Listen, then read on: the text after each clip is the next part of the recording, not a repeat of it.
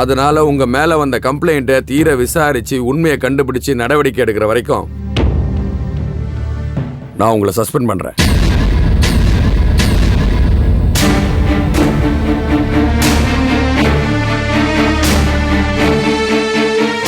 அது வரைக்கும் உங்க பிளேஸுக்கும் இந்த கேஸை டீல் பண்றதுக்கும் ஒரு புது ஆஃபீஸரை டெபியூட் பண்ணியிருக்கோம்.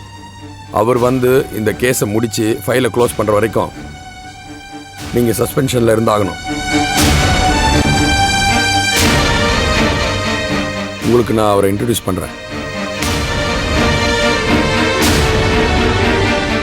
மிஸ்டர் ஜெயபாண்டியன் உள்ள வர சொல்லுங்க.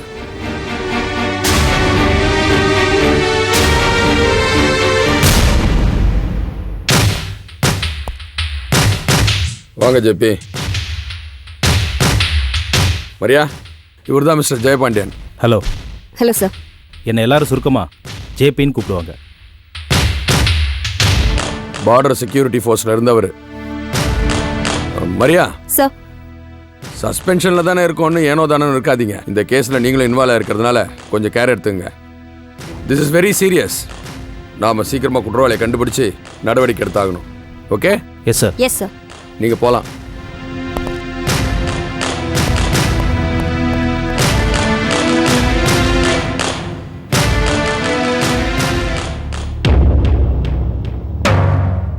இன்னைக்கு புது அசிஸ்டன்ட் கமிஷனர் வரப்போறாரு. அவர் ரொம்ப ஸ்ட்ரிக்டானவர். மரியா மேடத்துக்கு பதிலாக இனிமே அவர் தான் இருக்க போறாரு. ஸோ நீங்க எல்லாரும் அவர்கிட்ட நல்ல பேர் எடுத்துக்கிற அளவுக்கு நடந்துக்கணும். எல்லாரும் பார்த்து நடந்துக்குங்க. மரியா மேடத்துக்கிட்டே நல்ல பேர் எடுத்தாச்சு, அப்புறம் என்ன சார்?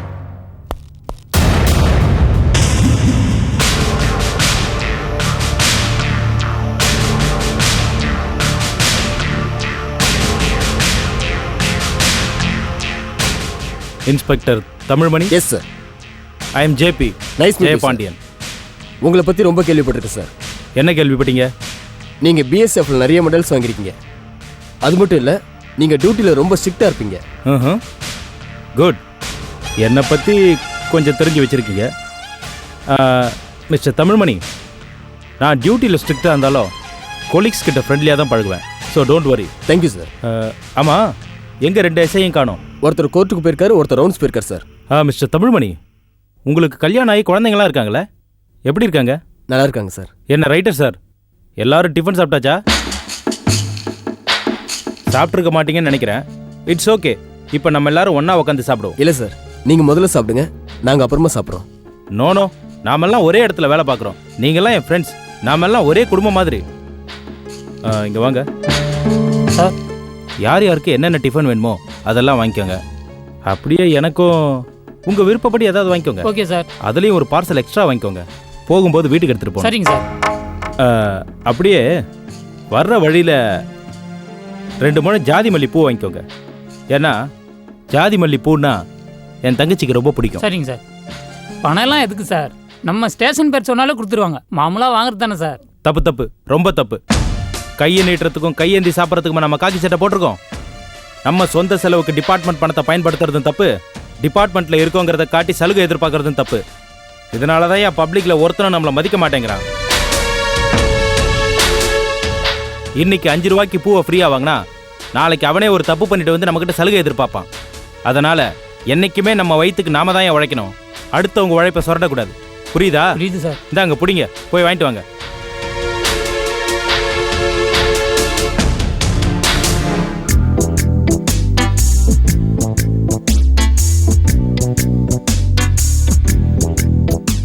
ஓகே மிஸ்டர் தமிழ்மணி, நான் கொஞ்சம் வீடு வரைக்கும் போயிட்டு வந்துடுறேன். ஏதாவது அவசரம்னா ஃபோன் பண்ணுங்க. ஓகே சார், நான் வரேன்.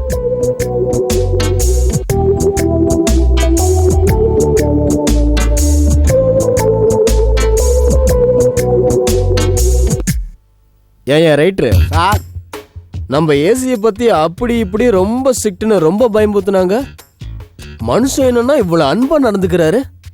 ஆனா கடமையில கண்ணா இருக்காரியா. சார் அதை விடுங்க சார். தான் ஒரு பெரிய ஆபீசர் அப்படிங்கிற கர்வம் கொஞ்சம் கூட இல்லையே சார். வந்தாவே இல்லையே சார். எல்லார்கிட்டையும் தோல் மேல கை போட்டுதான் சார் பழகுறாரு. டிபார்ட்மெண்ட்டில் கொடுத்த கோட்டஸ் கூட வேணாம்னு சொல்லிட்டு வெளில தங்கியிருக்காரு. இவர் பார்டர் செக்யூரிட்டியா போறதுக்கு முன்னாடி இவர் இங்கே தான் வேலை செஞ்சிருக்காரு. பல்லாவரத்தில் சொந்தமா வீடு வாங்கியிருக்காரு. அந்த வீடை வாடகை விட்டுட்டு இவர் வெளியே போயிட்டாரு. அவர் போய் திரும்பி வந்து அந்த வீட்டை காலி பண்ண சொல்லிட்டு அதிலே தங்கிட்டாரு. அவரு நம்ம டிபார்ட்மெண்ட்ல கொடுத்த ஜீப்பை கூட வேணான்னு சொல்லிட்டு அவருடைய சொந்த பைக்லயே வந்து போறாரு. மரியா மேடம் மாதிரி இவரும் கடைப்பிடியாத கடன் சார். அவங்களும் இப்படித்தான். யாருக்கிட்ட எது வாங்கினாலும் காசு கொடுத்து தான் வாங்கணும். அது இருக்கட்டும் சார். அவர் இங்கேயும் டிஃபன் சாப்பிட்டுட்டு வீட்டுக்கும் பார்சல் வாங்கிட்டு போறாரு. ஜாதி பள்ளி கூட தங்கச்சிக்குன்னு சொன்னாரு. ஆனால் வீட்டில் குடும்பம் பொண்டாட்டி பிள்ளைங்க இது யாரு இருக்கிற மாதிரி தெரியலையே சார். இதெல்லாம் போய் அவர்கிட்ட கேட்க முடியுமாயா? அவர் வீட்டில் ஒய்ஃப் இருந்து அவர் ஏன் எங்க வந்து சாப்பிட்றாரு? சரி ஏன் சார் அவர் தங்கச்சிக்கு சமைக்க தெரியாதா சார்? கேளியா, என்ன கேட்டா எனக்கு என்னையே தெரியும். எப்படியோ சார், மனுஷன் தங்கமான மனுஷன். நமக்கு அது போதும். போதும் போதும், போய் வேலையை பாருங்க. ஒரு விஷயத்தை ஆரம்பிச்சா அப்படியே லைன் கட்டி நின்னுடுவீங்களே. போங்கய்யா. Yes sir. போங்க.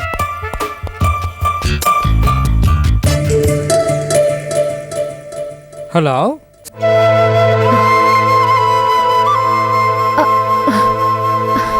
அப்பா,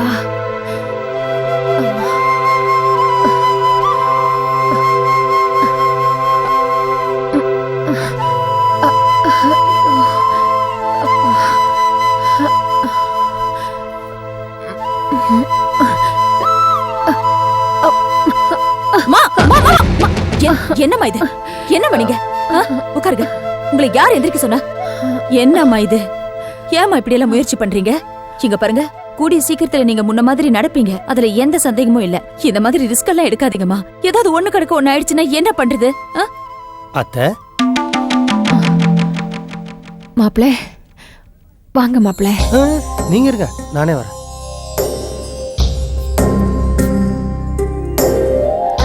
இப்ப எப்படியா இருக்கு? முன்னாடியோட தேவையில்லையா?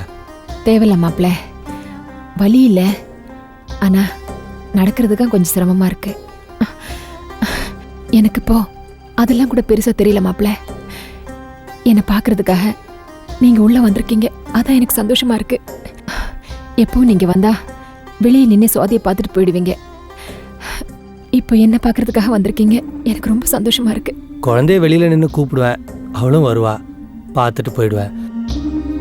உங்களை வெளியில இருந்து கூப்பிடுறது முறையும் இல்லை, மரியாதையும் இல்லை. கவலைப்படாதீங்க அத்தை, நான் உங்களுக்காக பிரார்த்தனை பண்றேன். நீங்க கூடிய சீக்கிரம் குணமாயிடுவீங்க. நான் என்னை பத்தி கவலைப்படல மாப்பிள. மாயம்மாவை பார்க்க போயிருந்தேன். அவங்க நம்ம குடும்பம் ஒண்ணு சேரும்னு சொல்லிட்டாங்க.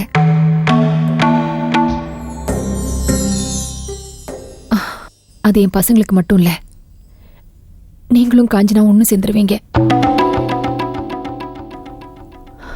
அதான் அம்மா சொன்னதுக்கு அர்த்தம். இதுலயே என் பாதி வலி போயிடுச்சு மாப்பிள. நீங்க எப்போதும் உள்ள வந்து என்ன பாக்குறதா இருந்தா நான் காலம் பூரா வீல் சேர்ல இருந்துருவேன் மாப்பிள. ஐயோ, ஏன் அத்தை பெரிய பெரிய வார்த்தைலாம் சொல்றீங்க? உங்களுக்கு அப்படிலாம் ஒன்றும் ஆகாது. உங்க சீக்கிரமா குணமடைஞ்சிருவீங்க. நான் மறுபடியும் உங்களை வந்து பார்க்குறேன். வரேன் அத்தை. வாங்க மாப்பிள. வரேன் அத்தை.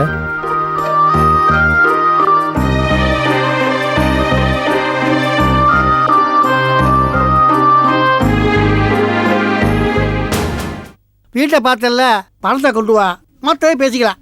ஆமாம் சார், இங்க பாரு, நான் ஒரு தடவை சொன்னதுதான் கரெக்டாக. நீ அட்வான்ஸை கொண்டு வா, பாத்தியை பிடிச்சிட்டு வா. ஆமாம் ஆமாம், வெய்யா போன. வணக்கங்க. காமாஜி, காமாஜி, யார் இருந்திருக்காங்க? வணக்கம்மா. அப்புறம் சொல்லுமா. வீட்டு சாவியை கொடுத்துட்டு போலான்னு வந்தேன். நீங்களா மனசு மாதிரி வீடு தேடி வந்து பணத்தை கொடுத்துட்டு போகலன்னா என்னால புது வீட்டுக்கு குடி போயிருக்கவே முடியாது. இந்த உதவியை நான் என்னைக்குமே மறக்க மாட்டேன். இந்தாங்க சாவி. இதில் என்னம்மா இருக்கு? நான் தான் தப்பு பண்ணிட்டேன். என் பொண்டாட்டி சொன்னா நீங்கள் ரொம்ப கஷ்டப்படுறீங்கன்ட்டு. அதனால தான் பணத்தை உங்கள் வீடு தேடி உடனே கொண்டு வந்து கொடுத்தேன். ரொம்ப நன்றி சார். நீங்களும் அம்மாவும் அவசியம் ஒரு தடவை புது வீட்டுக்கு வரணும்.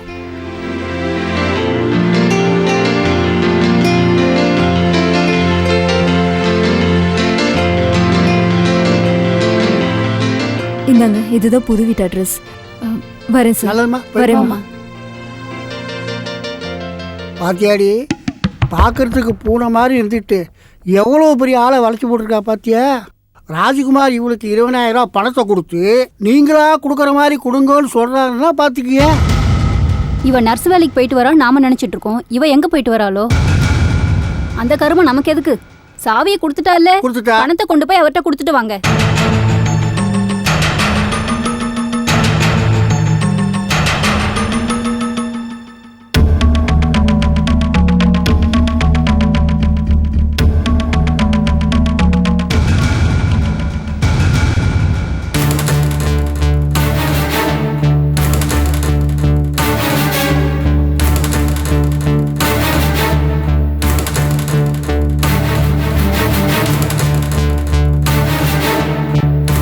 உங்களால நான் பட்ட அவமானம் வேதனை பத்தாதா? இன்னும் எனக்கு என்னெல்லாம் கேவலமான பேர் வரணும்னு நினைச்சிட்டு இருக்கீங்க? எனக்கு பணம் கொடுக்கறதுக்கு நீங்க யாரு? அது ஹவுஸ் ஓனர் என்னெல்லாம் பேசுறாருன்னு தெரியுமா? பேசாதீங்க. நான் இந்த ஊர்ல இருக்கிறது உங்களுக்கு பிடிக்கலன்னா சொல்லிடுங்க. நான் எங்கேயாவது போய் தொலைறேன். என்னைக்காவது என் மகன் என்ன புரிஞ்சுக்கிட்டு என்கிட்ட திரும்பி வந்துருவாங்கிற நம்பிக்கையில தான் நான் இன்னும் இங்க இருக்கேன். ஆனா அதுக்குள்ள உங்களால என் பேரை கிட்ட பண்ண போல இருக்கேன். நீங்க என்ன வச்சிட்டு இருக்கீங்க. வசதியான உங்களை நான் வளைச்சு போட்டிருக்கேன். என் காதை போடவே கேவலமா பேசுறாங்க. எனக்கு வீடு கிடைக்கலன்னா உங்களுக்கு என்ன? நான் ஏதோ பிளாட்ஃபார்ம்ல கிடந்துட்டு போறேன். நான் என்ன கோடீஸ்வரன் ஒரு பொண்டாட்டியா? உங்களை நான் கையெடுத்து கும்பிடுறேன். தயவு செஞ்சு என்ன விட்டுருங்க. எனக்கு தான் யாரும் இல்லைன்னு ஆயிடுச்சு. நான் பாட்டுக்கு இருந்துட்டு போறேன். என் மேல யாரும் அக்கறை காட்ட வேண்டாம்.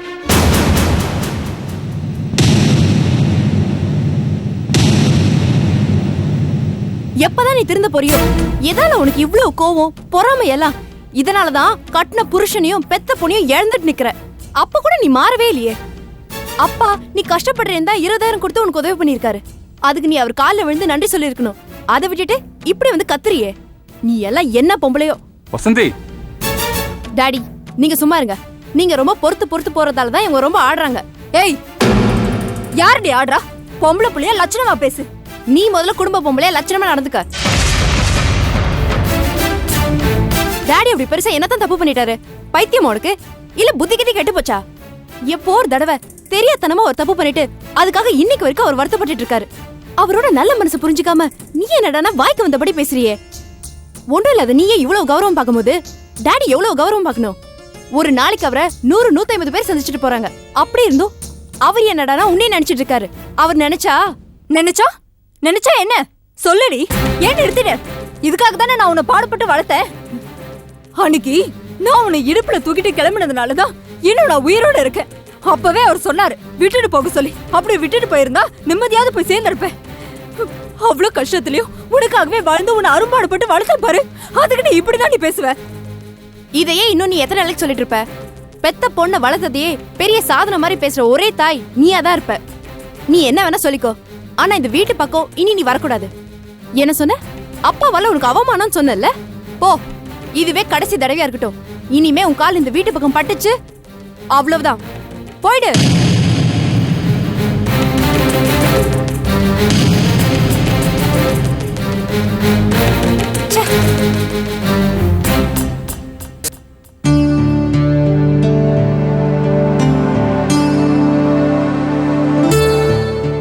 Good morning madam. Good morning sir. உட்காருங்க. Thank you madam. ஏன் சார் எக்ஸ்போர்ட் ப்ரொடக்ஷன் ஒர்க் எல்லாம் எந்த லெவல்ல போயிட்டு இருக்கு? ப்ரொடக்ஷன் தொடங்கியாச்சு மேடம். அதுக்குன்னு புதுசாக ஒரு ஆஃபீஸ் போடணும். புது ஸ்டாஃப் எல்லாம் அப்பாயிண்ட் பண்ணணும். எக்ஸ்போர்ட் விங்கு தனியாக இருந்தால் நல்லது. ஸ்டாஃப் செலெக்ஷன்ஸை இன்டர்வியூஸ் வச்சு செலக்ட் பண்ணுங்க. பேப்பரில் விளம்பரம் கொடுப்போம். தகுதி உள்ளவங்களே செலக்ட் பண்ணுவோம். அப்புறம் என்னென்ன போஸ்டிங்க்கு ஆள் தேவை? ஒரு senior clerk, data entry operator, system officer, clerk, supervisor, peon, accounts department. Oh okay. விளம்பரம் கொடுத்துருங்க. அப்ளிகேஷன் கார்டு வரட்டும். அதில் நாம் ஃபில்டர் பண்ணி இன்டர்வியூ கார்டு அனுப்புவோம். எனக்கு ஒரு யோசனை மேடம். சொல்லுங்க. வெளியிலேருந்து ஆட்கள்லாம் எடுக்க போகிறோம். அவங்கள கண்காணிக்கிறதுக்கு நம்ம ஆஃபீஸ்லேருந்தே நமக்கு நம்பிக்கையாக ஒருத்தர் போட்டால் தேவையில்ல. இதுவும் நல்ல யோசனையாக தான் தெரியுது. யாரை போடலாம்? வேற யாரும் இல்லை மேடம், நம்ம பாலாஜி சாரை தான். நோனோ, அது எப்படி சார் முடியும்? ஏன் முடியாது? அவருக்கு தகுதி இருக்கு மேடம். ஓகே, நான் இல்லைன்னு சொல்லல. பட் அவர் டெய்லி வேஜஸ்க்கு ஒர்க் பண்ணிட்டு இருக்காரு. அவரை எப்படி நம்ம கம்பெனி ஸ்டாஃப் ஆக்க முடியும்? நாம ஒன்றும் சும்மா அவருக்கு வேலை கொடுக்க போறது இல்லையே. அவரையும் இன்டர்வியூக்கு வர சொல்லுவோம், அதுல செலக்ட் பண்ணுவோம்.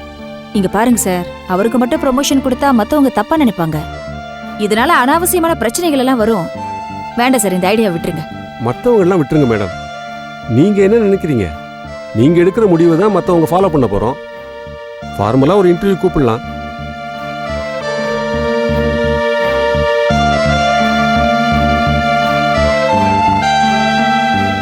சரி, இதனால பிரச்சனை ஒன்றும் வராதுன்னா ப்ரொசீட் பண்ணுங்க. தேங்க்யூ மேடம், நான் வரேன்.